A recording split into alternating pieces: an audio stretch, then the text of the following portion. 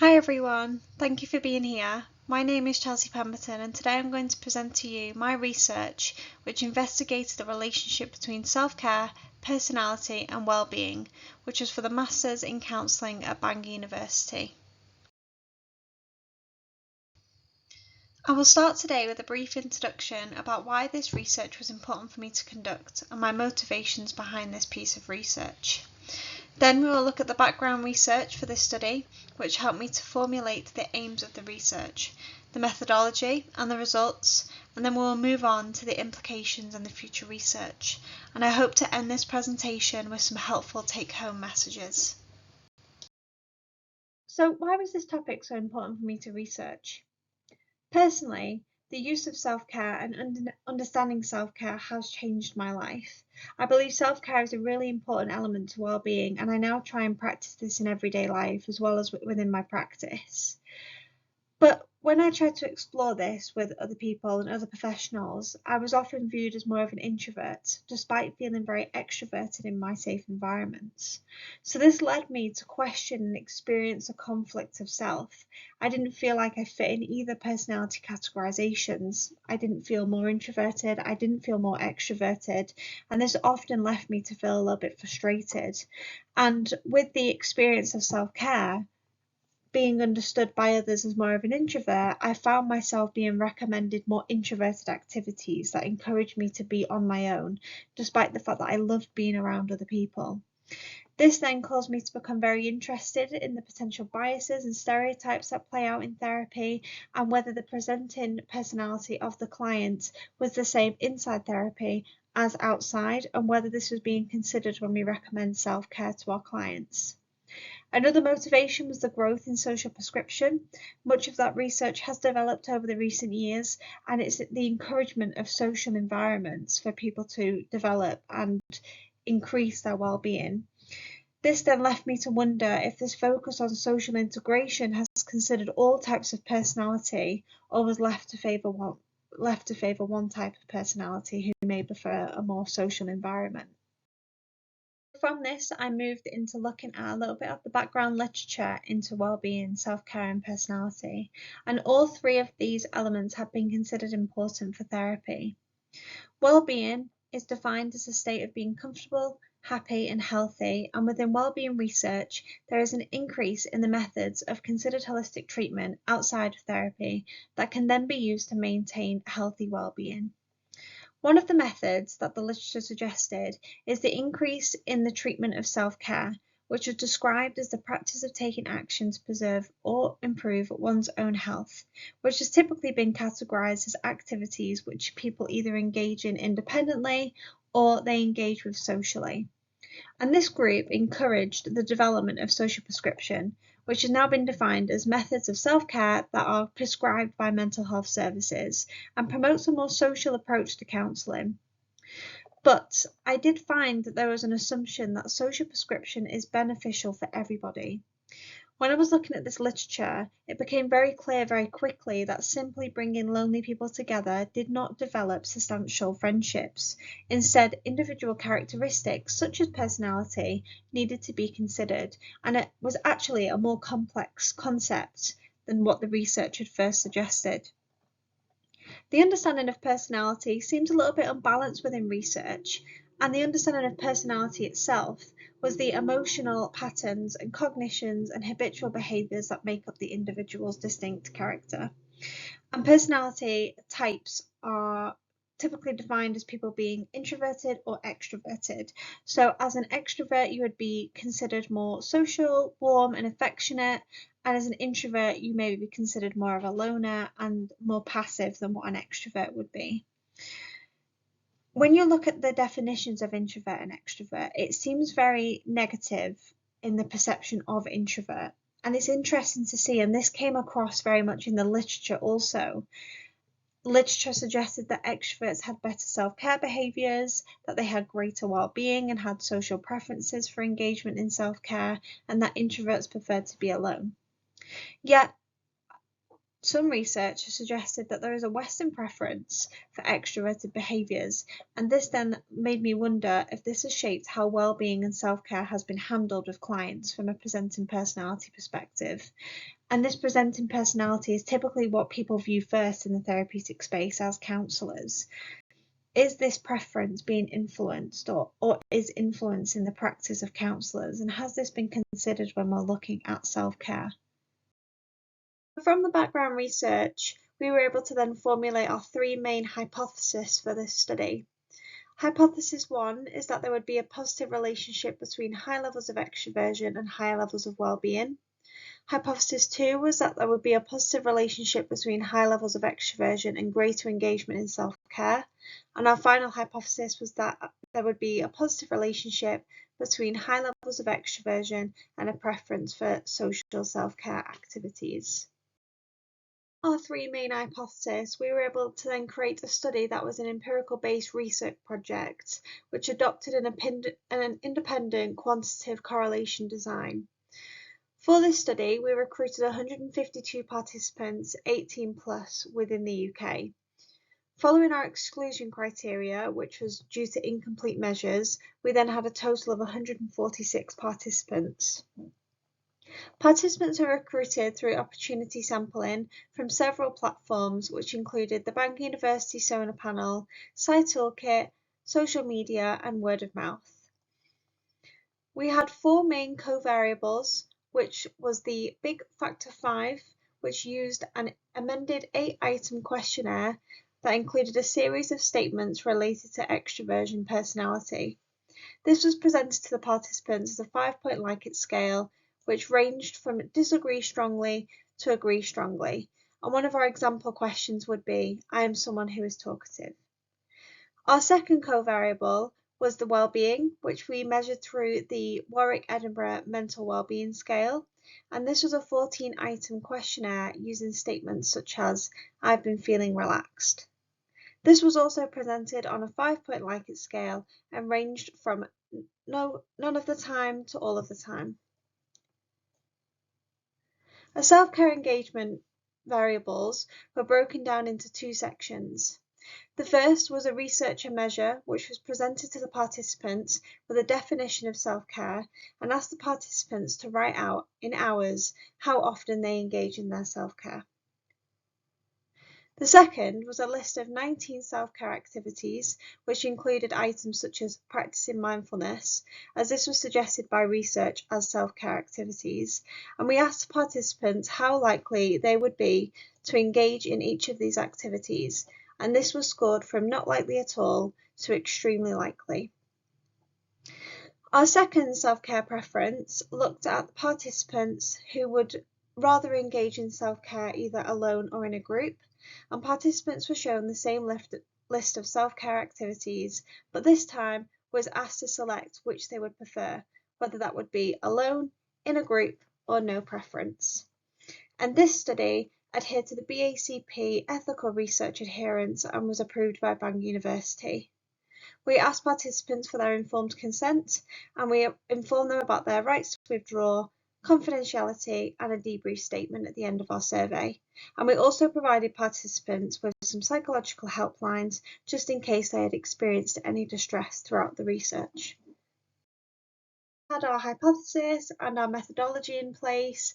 We moved on to the results, and the aim of our study was to indicate if there was a linear relationship between our covariables, and therefore we used the Pearson's correlation coefficient to test our data following the data cleaning. For the first hypothesis, this study expected to find a positive relationship between high levels of extroversion and high levels of well-being. And what these results show is that higher scores of extroversion were found to be positively and significantly correlated with well-being. And this study supported the findings of previous research and shows that in fact extroverts overall did have greater well-being. When looking at the graph, something that I did find interesting was that there were a few participants who scored quite high on the scale of extroversion, but still had lower well-being compared to the majority of participants. So it left me to wonder why that might be, which I'll go into a little bit more in the implications of the study. For our next hypothesis, we also used Pearson's correlation to test the data for hypothesis 2 and hypothesis 3. Our second hypothesis was that there would be a positive relationship between high levels of extroversion and greater engagement in self-care. However, these results instead indicated that there was no correlation found between levels of extroversion and an individual's likelihood to engage in self-care. What this means is that personality type is not associated with the increased likelihood of engaging in self-care. This finding therefore does not support hypothesis 2, which expected those who are more extroverted to have greater hours of self-care engagement. As you can see in the graph, there is very minimal engagement in self-care across personalities, and in fact those scoring less on extroversion had some greater levels of self-care engagement, which is not what we expected to find. Our third and final hypothesis was that there would be a positive relationship between high levels of extroversion and a preference for social self-care activities. Similar to the previous hypothesis, these results show that there was also no correlation found between levels of extroversion and personality. This therefore could mean that personality is not associated with the preference for either alone or group self-care activities, despite the fact that previous research had a strong consensus of an extrovert social liking. This finding therefore does not support hypothesis 3. How does this study support and build on existing research, and what are the possible implications for these findings? So starting with our first hypothesis, prior research suggested that extroverts experience greater well-being, which appeared to be true in this study. The expression for those more extroverted could have been displayed or demonstrated by the societal demand and expectations placed on an individual rather than the engagement in self-care. Prior research identified a Western preference, which I did speak about before, and they had a preference for extroverted behaviours, and well-being benefits were then experienced because of this. Therefore, there is a potential that society, especially introverts, have been conditioned to display specific social behaviours regardless of their true personality due to the stronger conditioned fear responses that are experienced by introverts, as introverts are often viewed as less capable and intelligent than introverts, which could be the reason why extroverts have reported greater well-being. For hypothesis 2 then, there was no personality and self-care engagement relationship found, which refutes previous research. Initially, this could indicate that self-care is an equal opportunity for everyone to engage with. However, when you look at the self-care engagement literature, another possible explanation could be for the understanding and the research behind self-care, hence the unexpected lack of engagement across all personality types. Wise et al. Propose that self-care should be intentional and sustainable to maintain well-being, and these results could indicate that despite the engagement, it may not be intentional and sustainable enough, which then makes it difficult for well-being benefits to be experienced. Could this be due to the increase in online self-help websites? Unfortunately, this study could not address that, but this would be something that future research could look into to see whether there's a developing risk of misinformation being given to both counsellors and clients regarding their self-care and self-care engagement. For hypothesis 3, this study demonstrated that there was not a personality-based preference for self-care activities, and this is a particularly encouraging finding as it suggests that a choice of self-care should be independently decided rather than based on a client's personality type. This finding is important to note as this could affect how the nature and engagement of self-care is approached in future therapeutic environments. The social nature of extroverts and the reserved essence of introverts are still common perceptions across the literature, and one that could be outdated, which is then supported by this study. The consistency of personality does not preclude the possibility that personality can develop from an individual's environment. This study can support this development, as despite the expected finding that extroverts would prefer social activities, which was based on the previous perceptions of research, this particular piece of research found that there was no preference, suggesting that perhaps the understanding of personality behaviours needs to be addressed and updated. Exploring preference in this way adds to the literature as it reduces the likelihood of self-care becoming authoritarian and counsellor controlled, which was supported by previous research. So having all this data could feed into the idea that actually self-care should be client-led rather than personality-led, which could help support both the client and the counsellor in the therapeutic space. The potential limitations and the possibilities for future research following this study. Our study stands as one amongst the limited literature that has considered personality and its role in self-care and well-being collectively. Research proposed that self-care must be intentional and sustained to maintain greater well-being. In this study, we identified correlations between the variables, illustrating the relationships or lack thereof between self-care, well-being, and personality.